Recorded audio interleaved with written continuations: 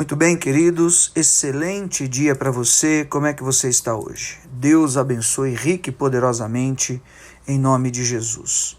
Começando hoje o segundo dia dessa série de discipulado, chamando a tua atenção porque eu acho que realmente é muito importante rever alguns textos, passar novamente por algumas lições, alguns de vocês viver essa experiência pela primeira vez, não é? Às vezes por conta da questão de tempo, de distância, uma série de coisas, a questão do discipulado acaba ficando um tanto quanto defasada. Isso tem sido um apelo ao nosso coração, uma cobrança mesmo no nosso coração, e creio que esse despertamento ele faz muita diferença e é muito especial. No primeiro dia dessa série de discipulado, após a primeira série que já havia sido feita, com aqueles exemplos muito especiais, ao meu ver, sobre o profeta Eliseu, no primeiro dia nós falamos sobre o Talmidim, falamos sobre a escolha do Talmidim. O Talmidim é o discípulo escolhido, o discípulo que foi separado. Só recapitulando, você vai se lembrar, naquele estudo, vale a pena você conferir, não é? Bet Sefer, que era a casa do livro, as crianças até 10 anos participavam daquele aprendizado da Torá, né, dos primeiros 5 livros da Bíblia. Depois, a partir dos 10 anos, aos 14 e 15 anos, Bet Talmud era o nome da escola. Aquele segundo estágio era a casa do aprender. Em cada um desses estágios iam sendo filtrados os talentos, a atenção, o empenho mesmo de cada uma daquelas crianças. E depois o Midrash, né? Bet Midrash, que era a casa de estudo, onde de fato o Talmidim ele era separado. E aquele que era escolhido era uma virtude muito especial, porque ele seria preparado até os 30 anos para ser formado como um rabino, para ser igual àquele rabino. Vale a pena você conferir essa questão das escolhas e como essa escolha e eleição ela é uma confirmação muito especial da obra que o Senhor tem para realizar na tua vida, do teu chamado, e incorpora elementos muito especiais nos seus caminhos, no seu dia a dia, eu tenho certeza, em nome de Jesus. Muito bem, dito isto, o segundo dia, hoje, nós vamos falar sobre esvaziar-se. É isso mesmo. O primeiro dia, a escolha, a eleição. Você caiu nas graças do Senhor para o seu propósito. Mas depois, aquele discípulo, ou nós como discípulos, carecemos realmente de um esvaziamento. Tem muito entulho, tem muita impureza, tem muita carnalidade, tem muitas referências distorcidas dentro de nós, no corpo, na alma, e muitos impactos malignos e em mentiras espirituais, espiritualísticas. Esvaziar-se é uma virtude espiritual e é um passo de profundidade para um discípulo. E sejamos nós, pastores, líderes, aspirantes ou doadores, enfim, nós carecemos desse esvaziamento. Começando por Filipenses, no capítulo 2, não é? Versículos de 5 a 8. Tende em vós o mesmo sentimento que houve também em Cristo Jesus. E eu quero falar essa mensagem com muito zelo mesmo, sabe? Pela sua vida, com muito amor mesmo. Como se eu pudesse sentar com você na tua sala e que você possa valorizar mesmo isso e dar atenção. Por mais que talvez você já saiba, mas a fé vem por ouvir, né? E ouvir a palavra de Deus. Eu creio que nessa renovação, nessa releitura, você vai se encontrar com um grande despertamento de valores, de sentimentos dos quais o Senhor tem colocado no teu coração e precisam ser reavivados, como uma lâmpada que precisa ser acesa novamente. Alguns de vocês, por aquilo que é a confirmação de um dom e de uma separação, principalmente por esse momento atual da tua vida. O versículo 6, pois ele subsistindo em forma de Deus, não julgou como usurpação o ser igual a Deus. Antes, veja, o apóstolo Paulo falando aos Filipenses 2, versículo 7, sobre Jesus. Antes, a si mesmo se esvaziou, assumindo a forma de servo, tornando-se em semelhança de homens, reconhecido em figura humana. A si mesmo se humilhou, tornando-se obediente à morte e à morte de cruz. Meu Deus!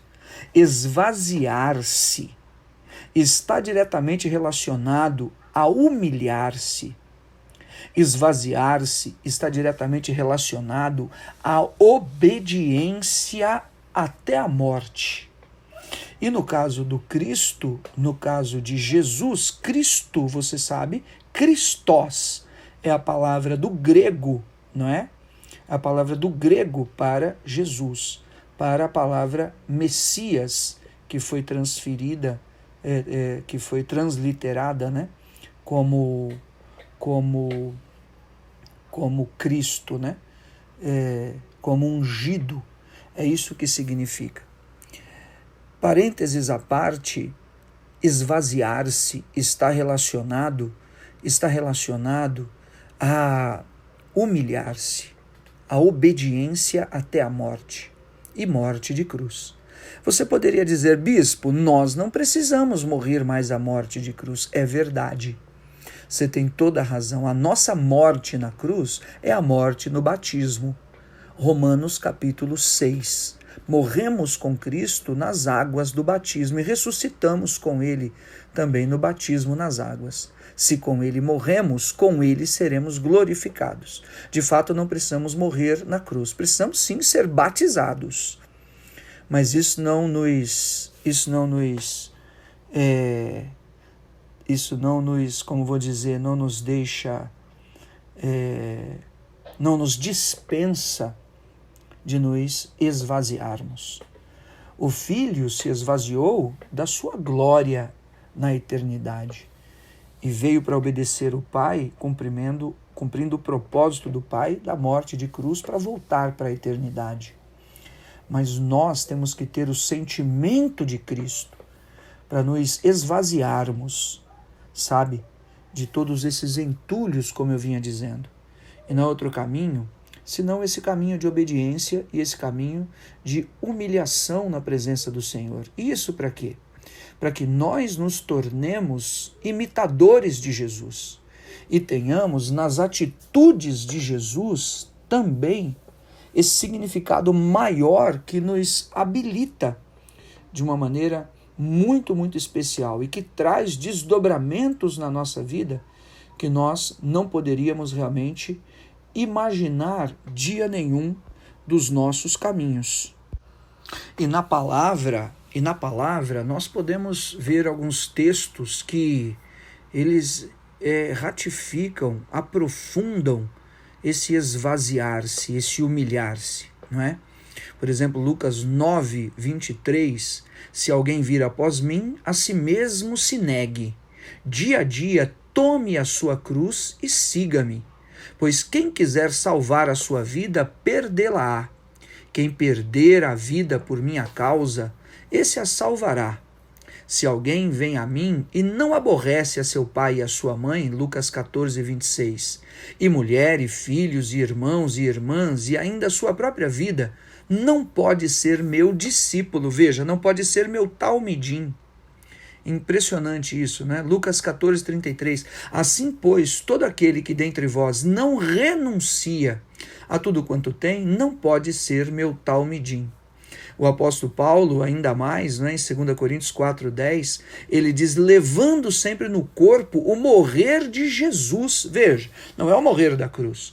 O morrer de Jesus é o esvaziar-se, o humilhar-se, o deixar a vida pregressa e se levantar mesmo para a nova criatura, para se revestir da nova criatura em Cristo Jesus, levando sempre no corpo o morrer de Jesus, para que também a sua vida se manifeste em nosso corpo. E por que não falar Colossenses 3,3? Porque morrestes e a vossa vida está oculta juntamente com Cristo em Deus. Então, todas as atitudes que elas nos levam a, a essa renúncia, a esse esvaziar-se, a esse deixar para trás aquilo que era de mais significativo para nós mesmos, aquilo que eram bases e crenças que nós estávamos tão arraigados, presos a elas. Homens são presos em muitas crenças e parecem impossíveis de se desprender delas. Mulheres são presas a muitas crenças e parece da mesma maneira ser impossível se desprender delas. Então, as atitudes, não é, de nos esvaziarmos, de nos humilharmos, essas atitudes, ou dizer, né, a mim mesmo se esvaziar, a mim mesmo me humilhar, significa também negar a si mesmo. Significa perder a nossa própria vida por Jesus. Sabe o que significa, queridos, para um discípulo? Significa amar a Jesus mais do que a minha própria vida. É renunciar àquilo que eu tenho. É dar a vida pelo próximo, pela causa, sabe?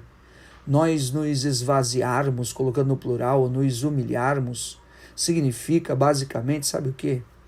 Desistir de nós mesmos. É uma conclusão de que, como que eu poderia dizer? Que sem isso nós não vamos conseguir agradar a Deus. E isso é precioso demais, muito precioso, amém? Agora, por que, se não precisamos morrer à morte de cruz, por que nós precisamos, então, desse esvaziar, desse esvaziamento? Sabe por quê? É porque enquanto nós permanecemos nas nossas razões e valores e prisões e crenças, nós não temos acesso ao plano e ao propósito de Deus, às coisas de Deus, às coisas celestiais, às coisas excelentes e, principalmente, posso te dizer, aquelas que Deus preparou para você de antemão e que estão disponíveis gratuitamente, estão disponíveis espiritualmente em Cristo Jesus. E isso não tem preço, e é por isso que realmente vale a pena. Do que é que eu preciso, talvez você poderia me perguntar, me esvaziar? De tudo aquilo que está relacionado a posses minhas e situações que realmente elas tornam como domínios para mim mesmo. Mérito próprio, egoísmo, sabe? Soberba, possessão. Pessoas são extremamente possessivas, aquelas que acham que fazem as coisas na sua própria força, que tem isso, que tem aquilo. Não, nós temos que perder todas as coisas para realmente viver e ter condições de receber aquilo que vem do Senhor. E isso é que vai fazer a diferença no seu caminho em nome de Jesus. E é disso, e essa força que virá realmente sobre você. E ainda mais, esse esvaziar-se, ele está relacionado, sabe, a perder, de alguma maneira, aquilo que nós achamos que é nosso, sabe? Deixar de ter aquilo que a gente acha que é nosso, para ter aquilo que realmente é de Deus. Porque as pessoas são possessivas e gananciosas. E esse esvaziar passa exatamente por essa condição diante do Senhor. Veja Romanos 11:36. Porque dele e por meio dele e para ele são todas as coisas. A ele, pois, toda a glória, eternamente. Amém. Quando nós nos esvaziamos, nós nascemos de novo, com a justiça de Deus, não com a justiça dos homens, com a bondade de Deus e não com a caridade dos homens, com a força do Espírito de Deus e não com a força do braço da carne, porque é maldito aquele que confia no seu braço, com a alegria de Deus. A alegria de Deus é paz no meio da tempestade, é paz que excede o entendimento e ninguém sabe como compreender. É paz com Deus. É paz diante do Senhor. Veja 2 Coríntios 5,17, assim, se alguém está em Cristo, é nova criatura. As coisas antigas se passaram e tudo se fez novo. Jesus se esvaziou e se humilhou. Sabe o que fala Filipenses 2,9, complementando o texto que estava lá no início? Diz que Deus daí então o exaltou sobremaneira e lhe deu o nome que está acima de todo nome. Essa é uma fórmula irrefutável. Essa é uma fórmula cabal para um discípulo, para um talmidim, para aquele que foi chamado, escolhido e aquele que foi eleito. É aquele que, por conta de se esvaziar e abrir mão do seu ego, levantar-se e dizer: Senhor, eis-me aqui, envia-me a mim, usa-me a mim. Eu confesso que as lágrimas me vêm nos olhos porque eu fico emocionado. Porque um dia eu quero ver eu quero ver a minha filha dizendo isso. Sabe, Senhor, eis-me aqui, envia-me a mim. E grandioso isso possa ser para você também.